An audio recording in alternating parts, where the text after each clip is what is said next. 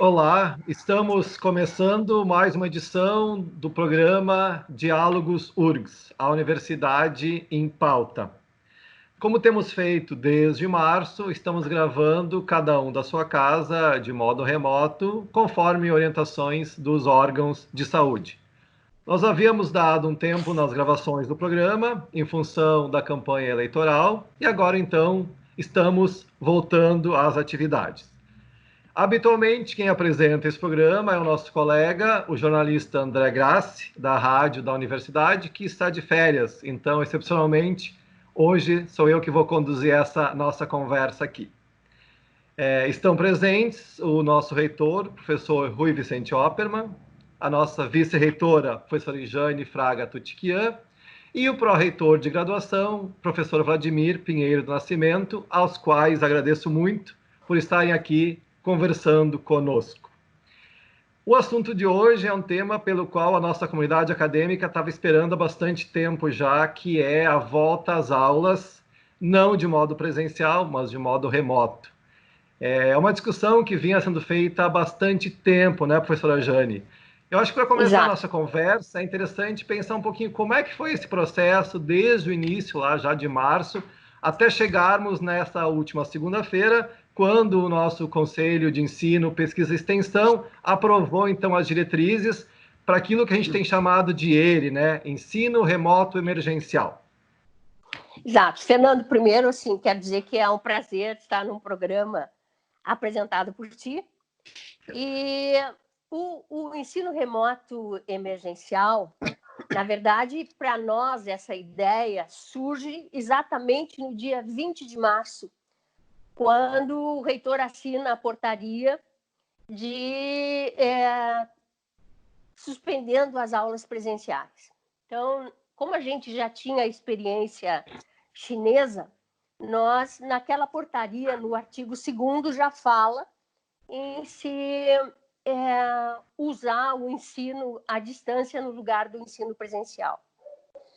Algumas unidades aderiram a isso, outras unidades não. Entendemos, com o desenrolar dessa atitude de algumas assumirem e outras não, entendemos que teríamos que oferecer condições que fossem condições, se não ideais, pelo menos factíveis. Se nós considerarmos que 50% dos nossos alunos são beneficiários, né, são cotistas. Bom, então nós começamos um trabalho que envolveu várias áreas do conhecimento, que envolveu muita gente, e foi um trabalho de 3 meses, um trabalho praticamente simultâneo. Enquanto a CAF, com o auxílio de um professor de geografia, buscava mapear o local onde moram os nossos alunos mais carentes, e enquanto também mapeava os centros comunitários, nesse mesmo momento, a Prograde, e depois o professor Vladimir vai falar, fazia, então, uma pesquisa para saber quem tinha acesso, quem não tinha, o número de pessoas que tinham acesso e não tinham.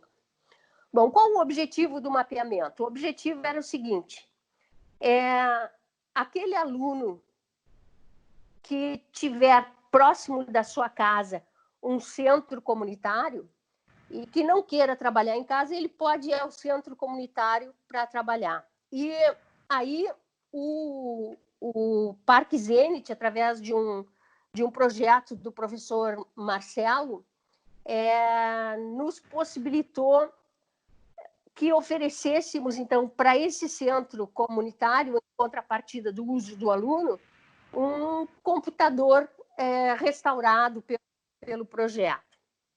E isso será feito. Então, nós já temos esse mapeamento, a gente já tem o acordo do projeto para os computadores.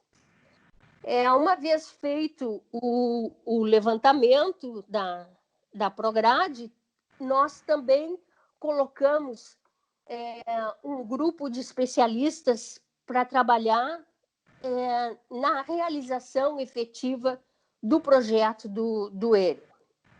Depois de esse projeto ser terminado, o professor Vladimir, depois ele vai explicar como, levou a todas as congrades. Então, toda a comunidade discutiu efetivamente esse projeto.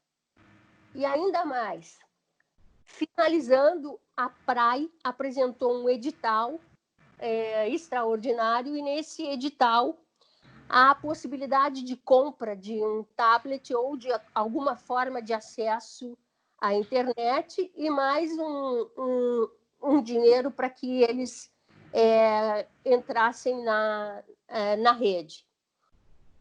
Houve reclamação em relação a esse dinheiro, R$ 70 para a rede e 360 para o tablet. No entanto, a RNP hoje já está trabalhando com isso e vai oferecer um valor ainda menor para o acesso. E com relação ao tablet, existem vários tipos de tablets. Então, eu acho importante a gente dizer o seguinte: a universidade gastou o que podia e o que não podia para dar condições aos seus estudantes. Eu acho que isso tem que ficar muito claro. A universidade não teria como dar um iPad, né? Mas a gente colocou à disposição dos alunos um material com o qual ele pode efetivamente acessar as redes e assistir a sua aula tranquilamente. Foram 3 meses em todo esse trabalho e 1 mês, mais ou menos, de trâmite dentro da universidade, passando pela aprovação dos diferentes setores, até que nós chegamos à reunião do CEP, que, na verdade, não foi uma, foram 4 reuniões para que nós aprovássemos, e, enfim, está aprovado. Em agosto, começamos as aulas. Eu acho, Fernando, que seria interessante se o professor Vladimir pudesse, em paralelo a essas considerações da Jane, da professora Jane, também falar sobre a construção do ERE, do ensino remoto emergencial enquanto projeto, porque foi uma das coisas mais bonitas que nós fizemos nesses últimos 4 anos, essa construção coletiva que redundou agora na aprovação no CEP, não é, Vladimir? Perfeito, reitor, professora Jane, Fernando, obrigado por me receber aí no programa. Realmente é interessante a gente colocar essa narrativa do ensino remoto da forma como ele aconteceu para as pessoas entenderem, né? O reitor destacou bem a horizontalidade desse processo, é uma das partes mais importantes do processo em si. A capacidade que todos tiveram que desenvolver para realizar concessões, construir uma proposta que fosse possível, né? Inclusive, se vocês forem ler um dos pareceres de vista que foram emitidos agora na semana retrasada, ele destaca exatamente isso, ou seja, é impossível nós chegarmos a um consenso absoluto. Nós temos visões, na nossa universidade, primeiro, é uma universidade muito grande, né? E por ser grande, ela tem necessariamente visões que nem sempre vão ficar na mesma linha, ou seja, nós tivemos que trabalhar em conjunto. E aí vem uma coisa interessante, porque a comparação, eu fiz na semana passada uma comparação que eu acho que se adequa bem à situação que nós vivenciamos nesse ensino remoto. É como se nós tivéssemos jogado uma pedra num lago, né? O lago é a URGS, e essas ondas de propagação foram atingindo diferentes entes dentro da nossa universidade e fazendo com que esses diferentes entes pudessem se juntar a outros que já começaram fazendo uma proposta, e a proposta foi se ampliando e foi ganhando cada vez mais legitimidade na medida em que ela se espalhou. Para vocês terem uma ideia, nós começamos trabalhando com as congrades, nós começamos esse trabalho mais ou menos em abril, quando a gente viu que realmente aquela proposta de março que a professora Jane descreveu, ela não ia ficar em poucos meses, em poucas semanas, a tendência era de que ela se prorrogasse por um período maior, e a universidade viu que ela tinha uma responsabilidade social, uma responsabilidade como ente público, de dar uma resposta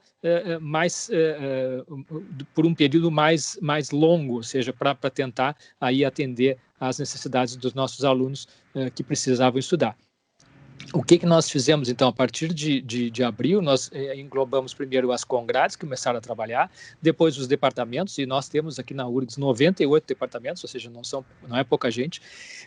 Então, o que acontece nessa situação toda? Foram centenas de pessoas que se envolveram, né? As 86 congrades, os 98 departamentos, mais a representação estudantil, a Câmara, as direções de unidade, todos acabaram se envolvendo de uma forma ou de outra. Então foram centenas de horas que foram investidas pelos nossos colegas. Criamos uma comissão que ficou encarregada de consolidar as sugestões, e esse trabalho todo acabou então sendo desagou no CEP, onde nós tínhamos certeza e se confirmou essa certeza de que o CEP melhoraria muito a proposta. Se nós formos olhar o rascunho do ERI original, esse dia eu estava olhando ele aqui em papel, né, que eu guardei, porque eu acho que é uma coisa histórica, ele já não guarda muita semelhança com o que foi aprovado. Por quê? Porque justamente ele foi melhorado, foi construído, e a proposta com certeza ficou muito melhor que a proposta original, que previa um semestre híbrido, na verdade, né? E a realidade foi nos mostrando que não ia ser possível. Mas resumidamente, foi assim a história.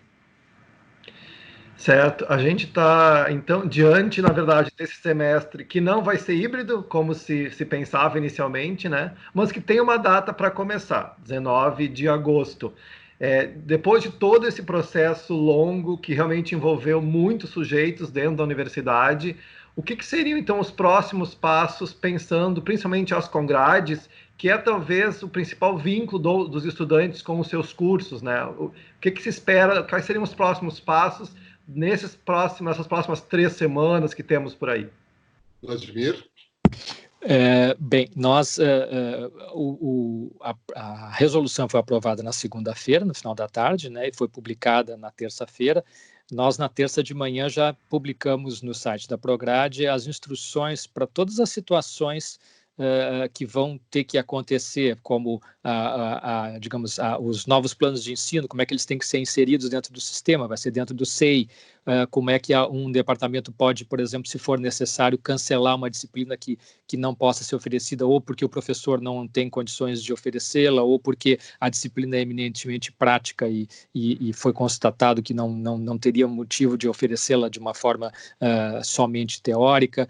Enfim, para todas as situações que a gente entendeu que havia uma necessidade de uma orientação, nós já fizemos isso, já está disponível para os departamentos.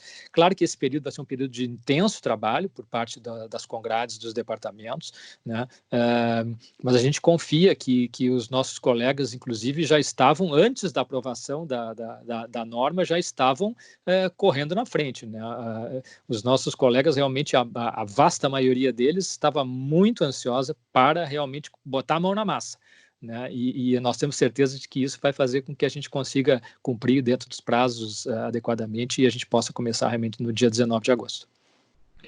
O senhor falou, professor Vladimir, a quantidade de congrades que nós temos, departamentos, né? Só de cursos de graduação são 90, né? É uma imensidão de professores, estudantes, né, funcionários que se envolvem com isso.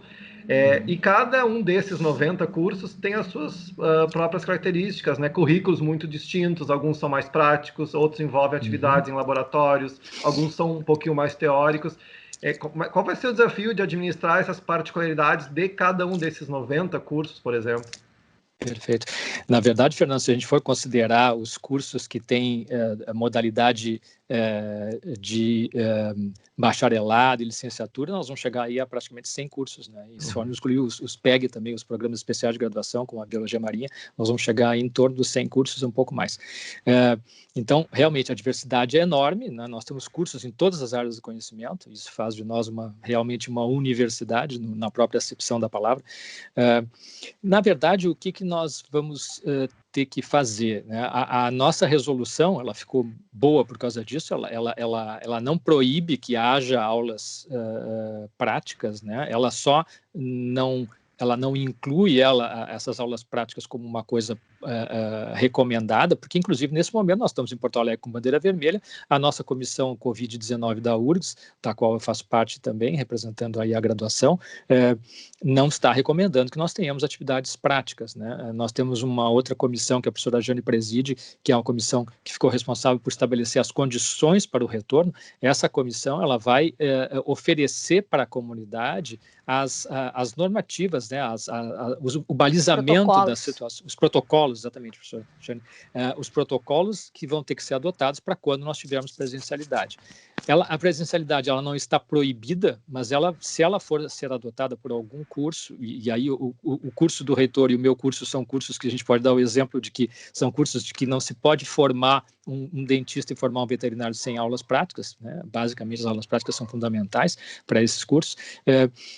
Nós vamos ter que ter muita clareza por parte das congrades nas condições necessárias para que possa ser feito qualquer tipo de aula presencial neste momento ou no futuro, quando isso for possível. Para vocês terem uma ideia, eu anotei aqui para informar os nossos espectadores, nós temos em torno de 6.300 disciplinas na nossa universidade. Dessas 6.300, 3.638 têm aula prática. Então, vocês vejam, praticamente 60% tem aula prática. E dessas, tem 130 que são só práticas, ou seja, elas não têm teoria, elas só têm prática. Então, a nossa universidade tem essa característica e isso tem que ser muito analisado com muito cuidado, né, na hora da gente prever esse retorno, porque esse retorno tem que, primeiramente, preservar vidas, né, tem que preservar as vidas dos estudantes, dos professores, dos técnicos e dos nossos terceirizados. Então, isso tudo vai ter que estar em mente na mente de todos na hora de fazer essas previsões. E tem uma questão importante aí, que o próprio CEP aprovou no projeto, na resolução do ERE, a comissão de acompanhamento, né, que é uma comissão que terá a representação de docentes, técnicos, estudantes, e que ficará exatamente juntamente com a Prograde, com a CAF, com a Suinfra, acho que também, não sei, mas tem outras instâncias da administração. Vamos acompanhar como que o processo está se desenvolvendo, e esse acompanhamento é fundamental, porque aí a gente pode ter a ressonância junto à comunidade, de tal maneira que se possa eventualmente corrigir rumos e implementar aspectos que sejam prioritários, enfim. A comissão é fundamental nesse momento para esse trabalho.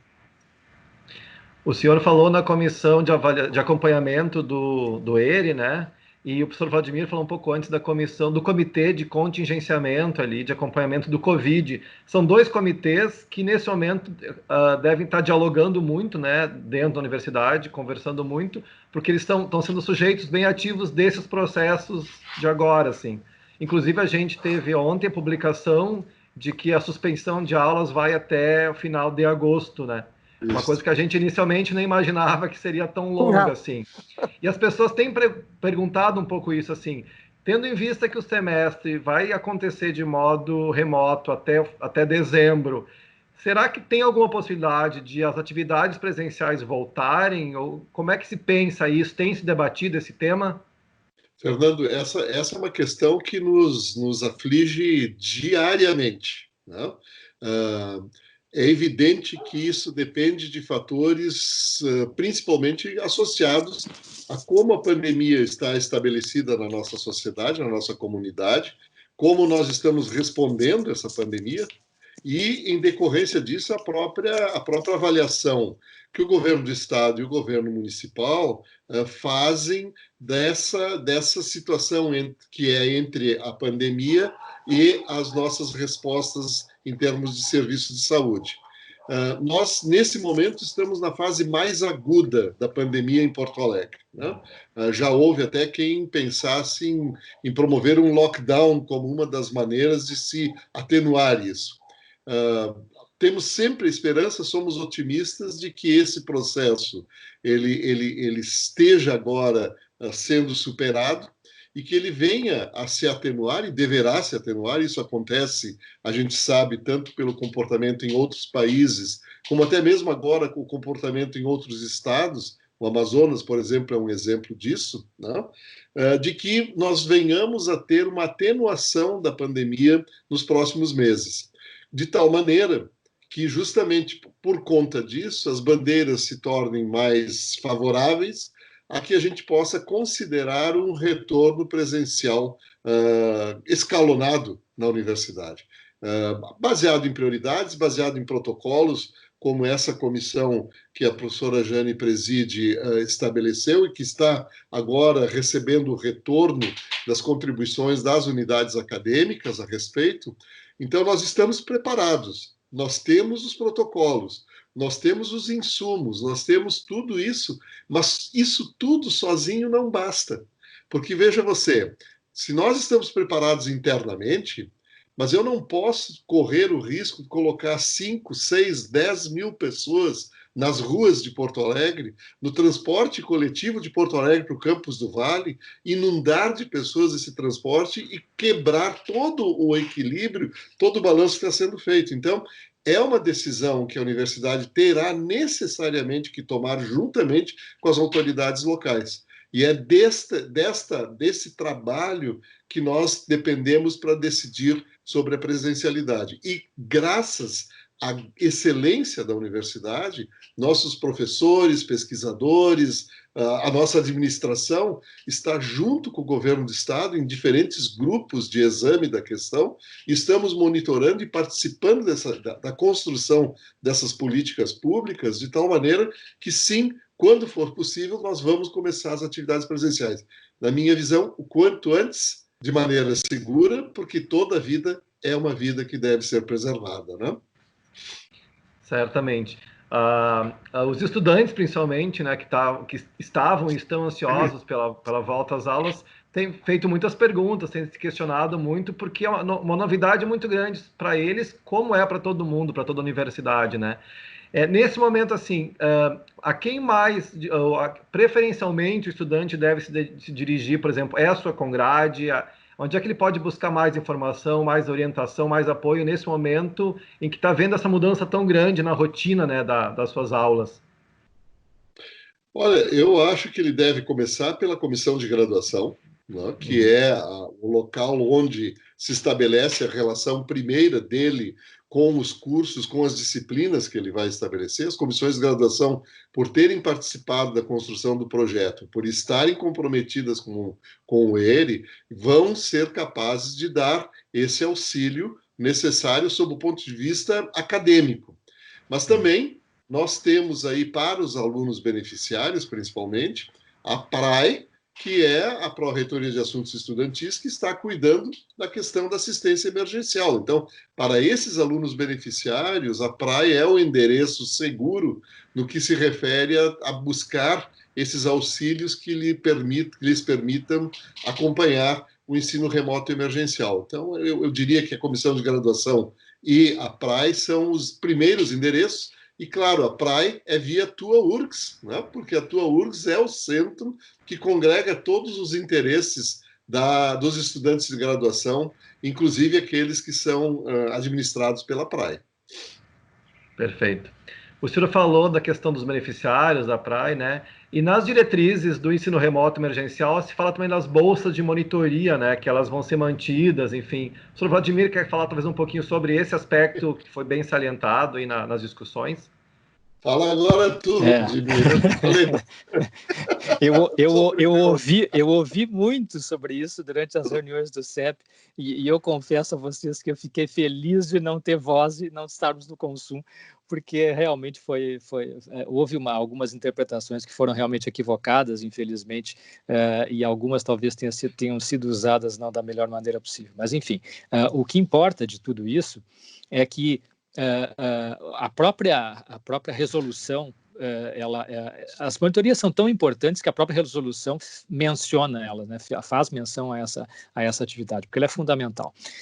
Para vocês terem uma ideia, assim, nós temos dois tipos de monitoria na nossa universidade. Nós temos as monitorias de acompanhamento discente, que é um tipo, que elas são dadas a partir de projetos das Congrades. Então, a função delas básica, elas são uma monitoria de Congrade, não são monitorias de de disciplinas especificamente, né? E foi uma iniciativa muito importante do nosso departamento que trata das monitorias, e foi aprovado esse modelo, esse formato em 2018, e nós temos tido uma repercussão muito importante. Por quê? Porque essas monitorias, elas buscam fomentar iniciativas dos departamentos, aliás, das Congrades, que são para fomentar a permanência dos estudantes nos cursos, tentar diminuir a evasão, tentar reduzir a retenção desses alunos. Então, são ações corretivas ou ações preventivas que a Congrade determina que possam ser realizadas. E isso vem com o objetivo de ter um proveito melhor, um sucesso acadêmico melhor do estudante. Então, essas monitorias, elas não vão ser afetadas porque o próprio formato delas é um formato mais longo, ela se desenvolve ao longo de todo o ano, então ela não vai ter nenhum tipo de intercorrência nesse momento. O outro tipo de monitoria, que é aquela acadêmica regular, que é aquela que a gente conhece desde os nossos tempos de aluno, que no caso de nós três aqui foi no século passado, enfim, mas isso não veio ao caso, milênio passado, mas assim, é uma monitoria regular, é uma monitoria que ela se divide. Com licença, professor Vladimir, vocês três, né? Vocês três. Foi justamente o que eu quis dizer, professora Jéssica. Ah, bom, foi como eu o professor Rui e o Fernando. Muito bem lembrado, muito bem lembrado. Mas os tipos de monitoria que nós temos nesse caso são a presencial e a distância. Então, a SEAD, juntamente com a Prograde, administram essas monitorias.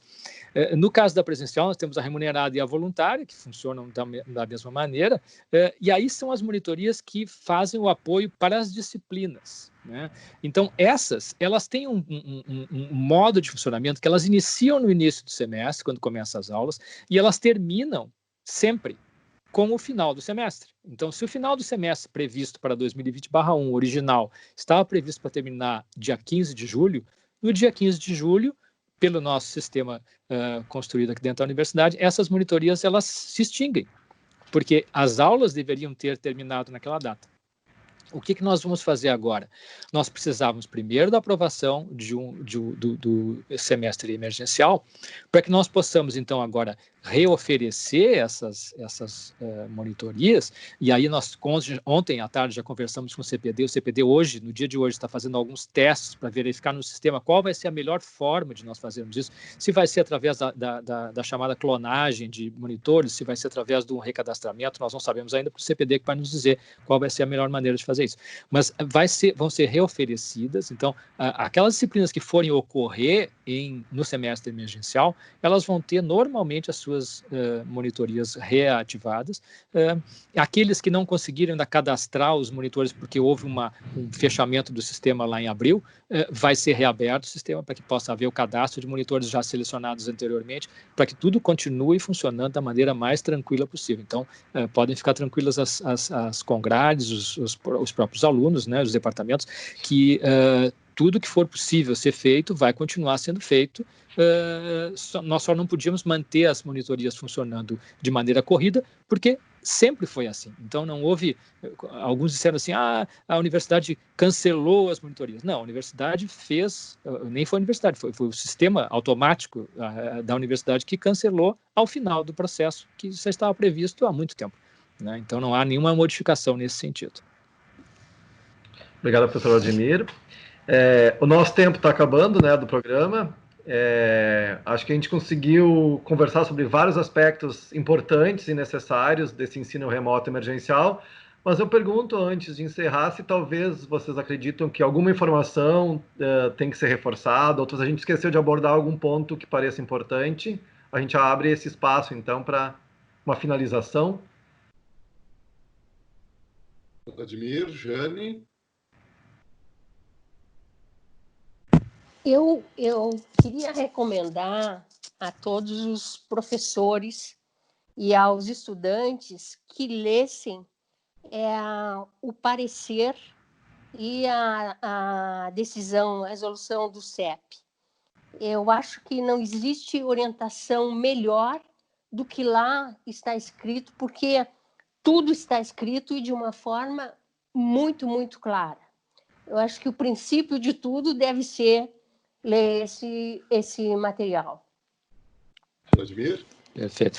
Eu queria primeiro agradecer a todos e todas que se envolveram, né, as centenas de pessoas que anonimamente se envolveram nesse processo.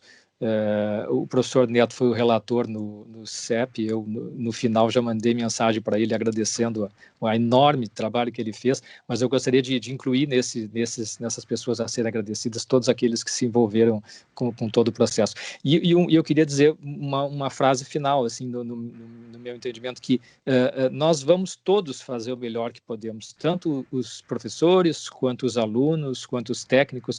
Então, assim, vamos tentar dar o nosso melhor. Nós somos a melhor universidade do Brasil, não é de graça, né? Nós vamos agora poder mostrar que nós, usando um termo esportivo, nós temos jogo para mostrar.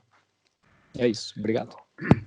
Fernando, eu gostaria de colocar uma perspectiva que eu acho que é importante.